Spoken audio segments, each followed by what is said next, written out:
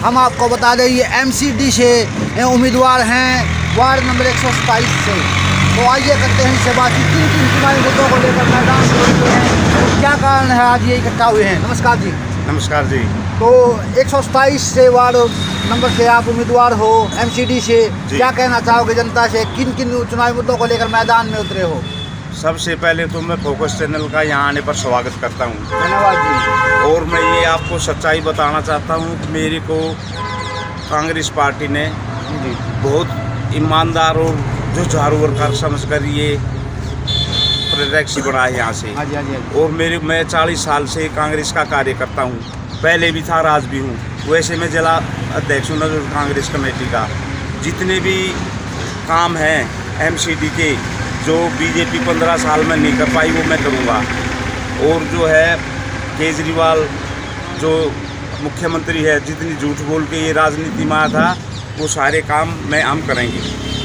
आप जिला अध्यक्ष हो तो कांग्रेस ने आपको किन किन सामाजिक कार्यों को देखते हुए जिला अध्यक्ष बनाया कांग्रेस ने। सबसे पहले तो मैं आपको बताना चाहता हूँ, मैं 40 साल से कांग्रेस पार्टी में, मैं एक सेकंड भी कांग्रेस से बाहर नहीं गया। और मेरे को जिसने भी मेरे गांव वालों ने, कॉलोनी वालों ने या ज़िले में जो भी मेरे 23 वार्ड आते हैं, मेरे अंडर में पहले 27 आते थे, अब 23 रह गई। ये जो परिसमन्वय है उसमें मैंने जो है हर एक जगह एक अच्छे कार्यकर्ताओं को टिकट दिया है और पार्टी ने भी मेरे को अच्छा कार्यकर्ता समझकर, ईमानदार समझकर टिकट दिया है।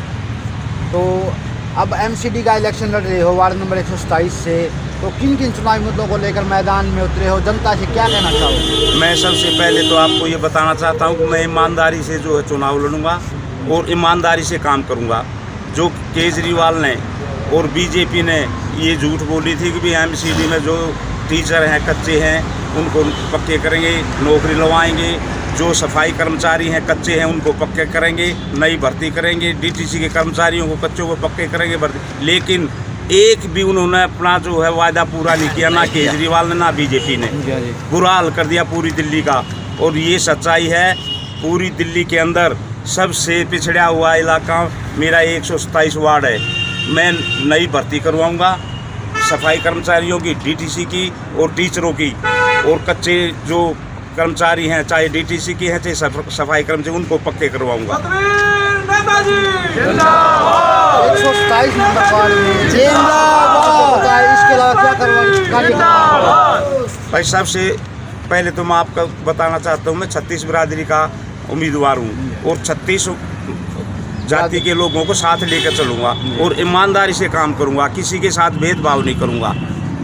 शर्मा जी, जैसे शिक्षा के क्षेत्र की बात करते हैं, केजरीवाल का देखना है कि जैसे दिल्ली में आते हैं तो आप हमारे स्कूलों को देखो, हमारे सरकारी स्कूलों की हालत देखो, प्राइवेट तर्ज पर हमने खोल रखा है। तो इस बारे में आपका क्या कहना है और आप क्या सुधार करना चाहते हैं। मैं फोक्स चैनल को ये सच्चाई बताता हूँ, केजरीवाल ने एक स्कूल भी नहीं बनवाए, एक भी शिक्षा के स्कूल। जो कांग्रेस पार्टी ने जो स्कूल बनाए थे, शीला दीक्षित ने जो 15 साल में काम किए थे, वही स्कूल बने हुए हैं। एक भी इन्होंने हॉस्पिटल नहीं बनवाया। उन्हीं स्कूलों पर ये लिपापोती कर रहे हैं। ये कहते हैं कि हमने ये जो है स्कूल बनवा दिए, ये हॉस्पिटल बनवा दिए। एक भी ये कोई भी स्कूल ये कहते हैं कि हमने खोला है, उसी स्कूलों को जो है ना ऊपर आने से तोड़ फोड़ कर वो कर रहे हैं।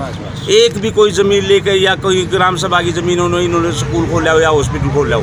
जैसे बिजली की बात करते हैं, एक लोगों के अंदर एक सोच है कि यहाँ पर बिजली पानी फ्री मिल रहा है और लोग इस बात से उत्साहित भी हैं। तो इस बारे में आप क्या कुछ कहना है, क्या ये ठीक है या गलत है। मैं आपको ये बताता हूँ, कोई चीज़ फ्री में नहीं है, ना पानी फ्री है ना बिजली फ्री है। और सबसे बड़ी तो जो इन्होंने जो है एक किस्म की हत्या कर रखी है, ओल्ड पेंशन बंद कर दी, विधवाओं की पेंशन जो है बंद कर दी। जो भी मतलब वो मिल रहे थे कांग्रेस के टाइम से, जो भी लोगों को जो है सुविधा मिल रही थी वो सारी इन्होंने बंद कर दी। उस सुविधा को बंद करके ये नहीं कहते हम तो फ्री कर रहे हैं। और मैं एक बात और कहना चाहता हूँ, हमारे बुजुर्गों को इन्होंने बहका रखा है, हम जो है यात्रा करवा रहे हैं। भाई हरिद्वार की यात्रा तो जो पुत्र होता है ना, बेटा होता है, परिवार होता है, वो यात्रा तो वो उनकी यात्रा लगती है। केजरीवाल के कहने से क्या यात्रा लगेगी उनकी, बताओ। उसको क्या मतलब है कि भी मैं यात्रा फ्री में करवा रहा हूँ। तू नौकरी दिला, तू इनके और पुलिस इनके बुजुर्गों की पेंशन आपने चर्चा की बुजुर्गों की, तो आप 127 वार्ड से जो बुजुर्ग हैं उनके लिए क्या करवाने वाले?